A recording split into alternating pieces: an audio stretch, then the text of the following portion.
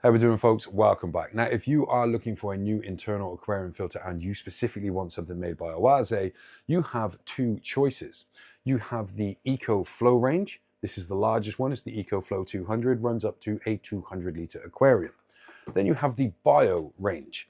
This is the BioPlus 200, runs up to a 200-litre aquarium, and there is a spin-off of this called the Biotherm. Now, aesthetically and functionally the same, apart from mounted in this blanking spot here, running all the way down the back, there would be one of their little thin Oase heaters. Now, one of these is a filter that I would actually recommend. It's okay, it does the job really well.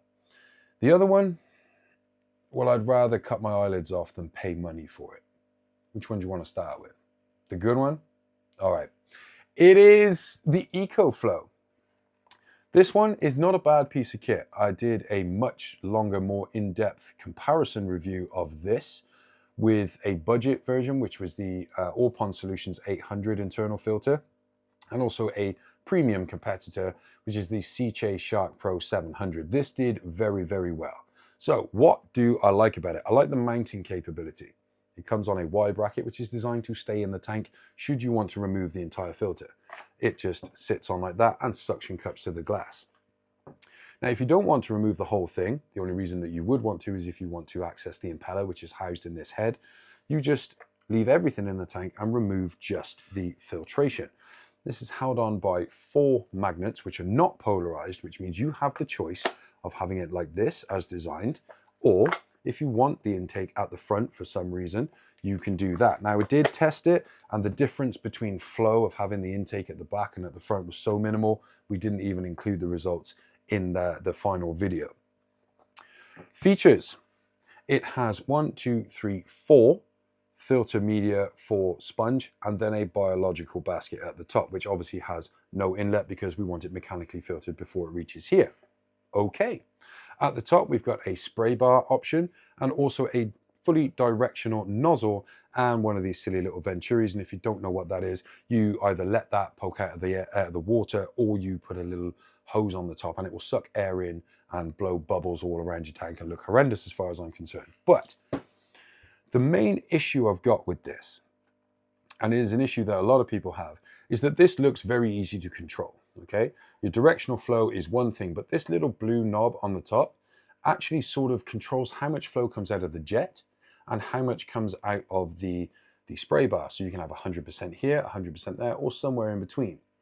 Now that is adjustable. It's very stiff on the top. Okay, but if you pay close attention to the orientation of that, once you've set that to where you want it, and then you suddenly decide that you want your flow going that way a bit, that will not always stay there. When we go this way, now you've changed how much is coming out of here and out of here. So it is always a two-handed job, which is cumbersome and needs work. That isn't good enough, but once you have it set, leave it alone. Otherwise, it's going to cause you all sorts of headache. Now, my favorite thing is the fact that this is completely modular. And what does that mean? It means all of these sections can come apart. So that's great. If I want to run this in a deep tank, say a 200 litre, personally I wouldn't, 150, 180 maybe. But if you want to run it in something smaller and shallower, remember this is not going to reflect how much flow it puts out, well, marginally. It will be a little less, but you can remove some of these and make the whole thing more shallow. You need to include the blanking plate on the one at the bottom. But now we have a much, much stubbier filter with all of the capability, or almost all of the capability. Because now we only have 2 inlets, it will decrease your flow potentially a little bit, and it will also clog a bit faster. But it is a feature and a function that makes it that little bit more usable, especially if you've got more than one tank. Now, the one that I can't stand, this hateful, vindictive thing. Not only is it really ugly, but doesn't really work unless you modify it. Now, I've done a video on this before, and yeah, my opinion has definitely not changed, and it never will. I would never pay money for this, and I didn't. This was given to me with a second-hand tank. It came with a tank. And so I had used it because, you know, use what you've got rather than buy new. It's just better in every way. Unless it's this. It looks modular, but it isn't. So That is a huge disappointment. You can only use this in a tank that can take the whole thing. Well, we just take that off. No. You can't do that because this one is suction mounted, just like the other one. And when you want to service it, you can pull the front off, take away your sponges and your media, and the rest can stay behind. Now, again, this bit can come apart. It's not the easiest. It just sort of clips in, and that houses your impeller. So if you need to clean that, away you go. But look at that. This is always left behind. So it doesn't matter whether you want to run it in a more shallow tank. Say we just want to run 2 of these. You try and sit that on there. It doesn't work because of the way they design the water flow, which is not a good idea anyway. So you have to have this base plate on there. This base plate doesn't fit unless it fits over here. So it's not as usable as that to start with, but wait, there's more. It gets much worse. If you notice, there are 1,000 holes drilled in the back of that, not only in the back, underneath. The reason for this is because Oase fixated so much on when you remove this from the aquarium, they didn't want the dirty water to come back out. Okay, they achieved that very, very well. The problem is once they did that, it didn't really work as a filter. So to understand your filters, you need to understand the way the water flows. Now, these ugly shark fins that seemingly go nowhere do actually take in the water. It travels all the way down here through this tiny little choking point, and then eventually comes up the back where the heater would be. Okay, it's not easy to remove that bottom piece, but we'll have it off. So you can see what I mean. It comes out of here, comes through this little choke point, and then goes up through there.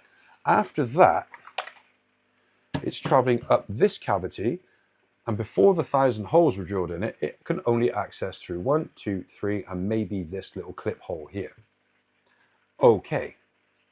Problem with that is inside, so the water is now coming in through these, and it leaves through the front. What incentive is there for that water to go anywhere near the sponge that is sat down here? Very, very little.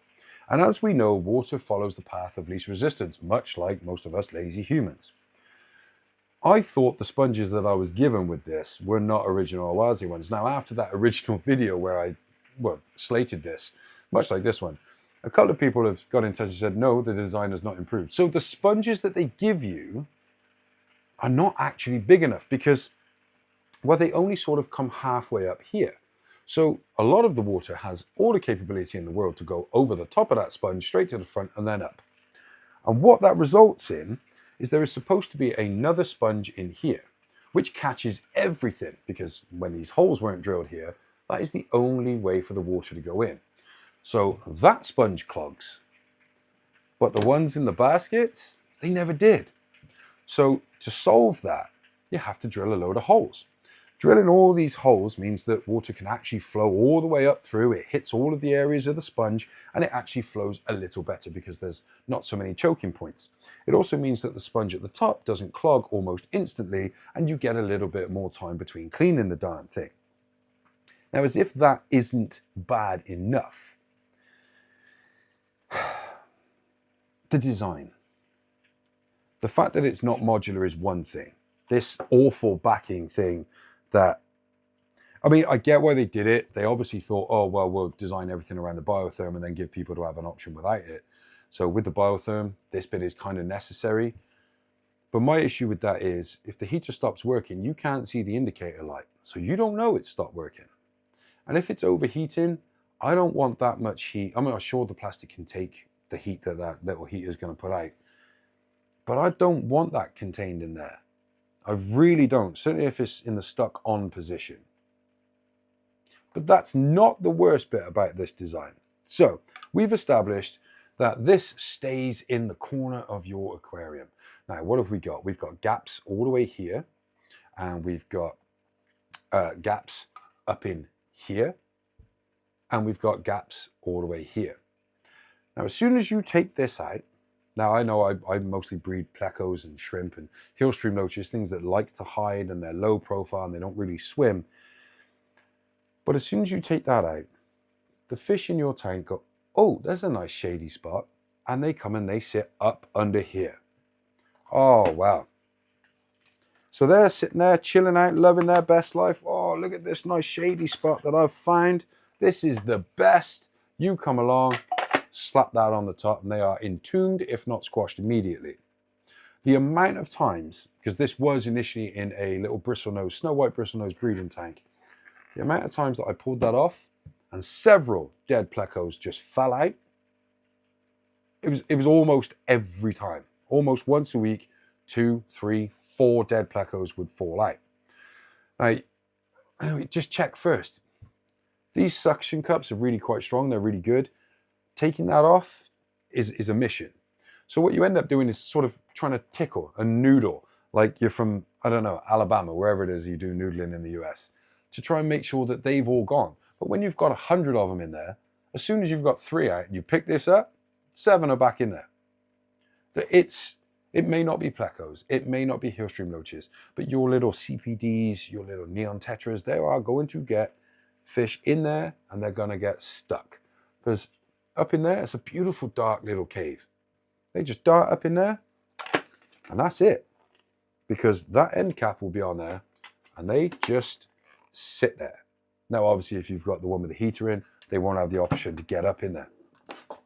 Now, this bit, this flow nozzle, that looks like it should be directional, doesn't it? But it's not. It doesn't move at all. There is nothing you can do with that. That's just, no. Looks like it should do something, doesn't. What you have on the top, though, is this directional control, much like the other one. It basically just decides how much comes out of the jet and how much comes out of the spray bars on the top. Now, it's no secret that I hate that thing and I advise everybody just avoid it. Now, in the long-term review that I did of this one, I said that Oase had tried to keep the water in the compartments like they did with this one. They didn't. And it wasn't until I looked at both of these filters and started thinking, well, that does that and that does that, that I realized that almost all of these design features have been taken from a filter that I don't even know if it exists anymore. But it was a German manufacturer. I believe it was JBL, and it was called like the Profi Clear or the Profi Crystal, something like that. That was a good filter. It was very much like this. I think they actually tried to copy it with this. This is just worse in every way. But it sat in a corner. It didn't have any of these gaps for fish to get stuck behind. It was completely smooth to the glass. The way it attached was with magnets, but they were on the outside. And I believe there was, on the big model, there was 3 on each side. So a bit of a faff to take it off, yeah, but it was completely flush with the glass. No fish could get behind it. No muck could get behind it. And it had a similar design as this on the corners. However, theirs came up to the top. These were blocked off. It was only the very, very top that water could actually go in. And then there was sponge inside, but it was engineered properly so that the water went through the sponge. They didn't try to keep the water in the compartments. I think there was, the advert was, only filtered water leaves the filter. Now what I mean is, what I thought they were trying to achieve and failed to achieve with this, if you see, they have tried to keep the water in here, where these are blocked off to that point, and then the water can actually enter. But on the inside, there's nothing to stop the water going out. Now, I thought that was another design cup from them, but it isn't. It's another copy of that. It means that when you pull this out, water cannot slough back out this way, or a little bit at the top can, but it's not likely. But it can definitely come out, but it has to come through all of the sponge first until this point here, where you will just have that much left in there. So I do apologize for that video, because I thought they'd taken another swing at it and missed massively like they did with that one. But it turns out they've just actually copied another design feature that they hadn't quite copied right on this one, from what I believe is the JBL Profi. Now, if you can still get that, and it's the same design where it sits flush with the glass, that is a fantastic internal filter. It costs a little bit more than these, I think. I don't know how much this is. Don't buy this. Doesn't matter how much this costs. Don't buy it. It's crap. It's awful. It will ruin your life. You will end up with a divorce and all sorts. But this one is 55 quid, and this is all right. But I want to say that JBL thing was 80 quid even then. But it was good, like really good. So anyway, if you were thinking about buying one of these, I hope that's kind of cleared it up for you. This one, genuinely, I do recommend it. It is all right. I say it's all right. It is a good internal filter. I don't like Oase, so it's kind of hard for me to say that. This thing, I promise you, is a car crash. Don't do it. And I guess that's it. Next video is, well, it's actually testing an external canister filter that I didn't know existed until a couple of days ago, but it's just not out yet because I don't really know how I feel about it. But look out for that one.